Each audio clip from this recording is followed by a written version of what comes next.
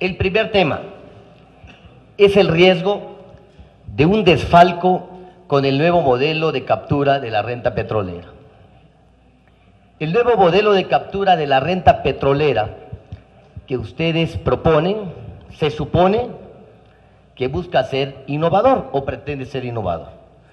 Con un régimen fiscal, eso es lo que proponen, un régimen fiscal a favor de las empresas contratistas y sobre todo con flexibilidad para cada tipo de inversión. Pero advertimos que eso implica riesgos graves y vinculados entre sí. Destaca la discrecionalidad de la Secretaría de Hacienda en las definiciones contractuales, el peligro de la corrupción y el hecho que las empresas petroleras van a buscar todos los mecanismos legales o no para obtener ventajas sobre la renta petrolera. Por ejemplo, si las empresas logran inflar un costo, ampliar una deducción, si evaden responsabilidades ambientales y sociales, o si los contratos quedan con lagunas, ganarían dinero adicional, ya sea en la operación de los contratos o recurriendo a juicios internacionales. Advertimos que la flexibilidad del modelo puede llevar al país a un periodo de grandes desfalcos. Esas empresas vienen por negocios multimillonarios y tienen la capacidad de ir ganando beneficios sobre la renta petrolera, ya sea por medio de la ley o corrompiendo a funcionarios claves. Por eso insistimos y queremos saber, señor subsecretario, con claridad, no deje dudas, si ustedes están dispuestos a corregir la iniciativa para concretar lo que ustedes han dicho y lo que usted ha dicho aquí, que es lograr que las empresas no tengan manera de quedarse con la renta petrolera. Queremos saber si están dispuestos a reducir los riesgos de corrupción, los márgenes de discrecionalidad, proteger el interés del Estado e inhibir los peligros que implica la flexibilización. El segundo tema es desde el punto de vista fiscal y de las entidades federativas. Con la propuesta, el origen de los ingresos serían dos, cada uno con un beneficio distinto para el país y obligaciones diferentes entre Pemex y las empresas contratistas. Por una parte, tendríamos los contratos suscritos por las empresas, lo que incluye el pago de contraprestaciones y el impuesto sobre la renta, y por otra parte, las asignaciones que tendrán temporalmente Pemex y CFE, lo que incluiría impuestos y destaco derechos. El gobierno federal ofrece que en este esquema las entidades federativas no se verán afectadas. Nosotros tenemos importantes dudas y reservas. Para decirlo con precisión, la recaudación federal participable está en riesgo y ustedes no están presentando cifras ni cálculos detallados que generen certeza. Los diputados debemos poner atención en un hecho clave. Las empresas petroleras no van a pagar la parte de los ingresos que se conforma con los derechos. Eso incluye el derecho ordinario sobre hidrocarburos, el derecho especial sobre hidrocarburos o el derecho adicional sobre hidrocarburos. Eso significa que habrá menos recursos disponibles y que la recaudación federal participable puede ir a la baja. Si consideramos que un tercio del RFP es de origen petrolero. Además, Pemex tiene todos los incentivos para migrar sus asignaciones a contratos a partir del 2015, por lo cual en el corto plazo dejará de pagar los derechos que hoy paga. Así, el peligro que corre la recaudación federal participable por el hecho concreto de que los contratistas de entrada pagarán menos que Pemex, se incrementará cuando Pemex deje el modelo de asignación para migrar a contratos en un plazo breve.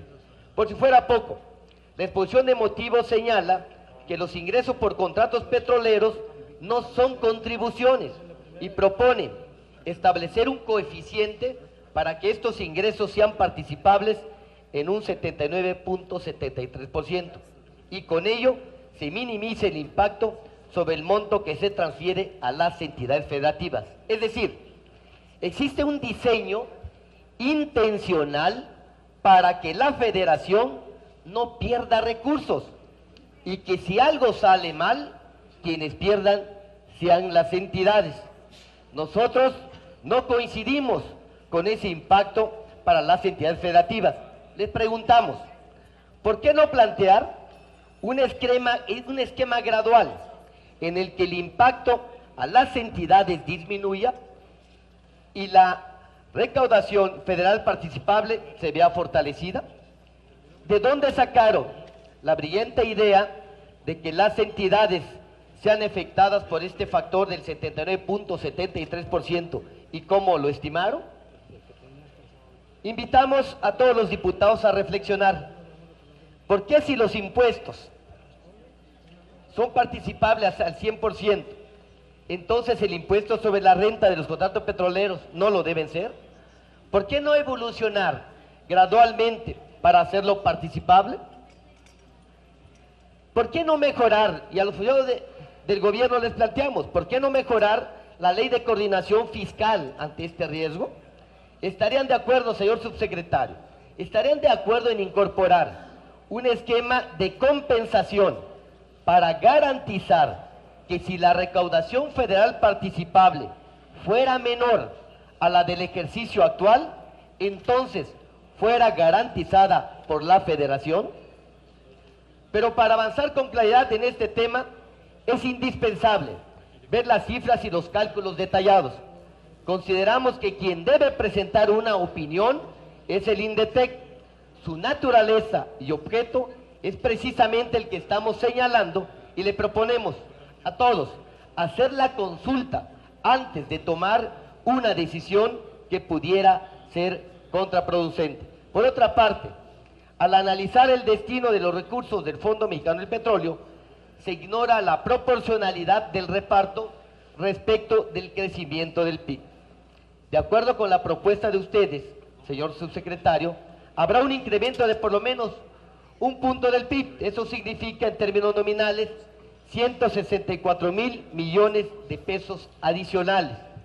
La pregunta es, si ante las carencias en el desarrollo de las entidades, en especial la necesidad de infraestructura de gran impacto, ¿es correcto que a los estados y municipios les digamos que aunque el país tenga un incremento del PIB, ellos tendrán el gran beneficio de quedarse exactamente igual?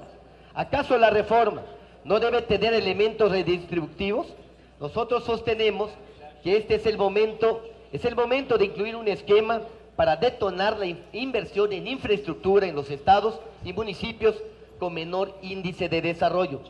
¿Están ustedes dispuestos a revisar la propuesta para ampliar la inversión en las zonas de mayores carencias? ¿O van a decir que, otra vez, el desarrollo de infraestructuras y condiciones de competencia en las zonas más rezagadas tiene que volver a quedar postergada? El tercer tema es el Fondo de Estabilización de los Ingresos de las entidades federativas y lo relativo a los pasivos de las pensiones estatales. Ustedes reformulan el Fondo de Estabilización que se fija como un porcentaje de los ingresos petroleros con un nuevo factor del punto 0064. Pero lo importante no es que el techo del fondo sea superior, lo importante es que el fondo se acumule y en efecto existan recursos disponibles. Nos quedan dudas sobre este tema. ¿Cuál es la estimación de los recursos transferidos a este fondo?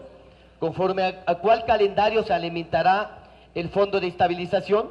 Por otra parte, la propuesta de ustedes de Ley Federal de Presupuesto señala que los recursos excedentes se destinarán a la amortización de pasivos, luego viene una I, y al fondeo de sistemas de pensiones de las entidades federativas.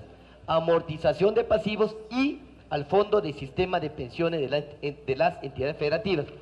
La redacción debe ser más clara, señor subsecretario, para especificar que se refiere a pasivos de origen estatal, y señalar que una condición del fondeo de los sistemas de pensiones es su reestructuración. De lo contrario, puede darse el caso que usted muy bien conoce, como ocurrió con el FAR, este famoso fondo para la reestructuración de las pensiones de las entidades federativas, que se ocupó para muchas cosas, para cualquier cosa, pero menos por lo que estaba destinado.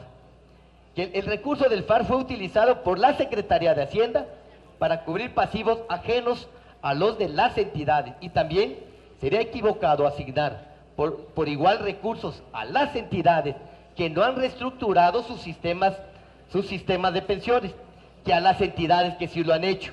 ¿Estarían de acuerdo en una modificación que especifique el destino del fondo de estabilización a pasivos estatales y al fondeo de la reestructuración del sistema de pensiones? El último tema. El cuarto tema es la incongruencia entre los requerimientos ambientales y de desarrollo tecnológico y los límites de los recursos que el gobierno propone en su proyecto. Existe el riesgo de tener una simulación y caer en actos de demagogia legislativa.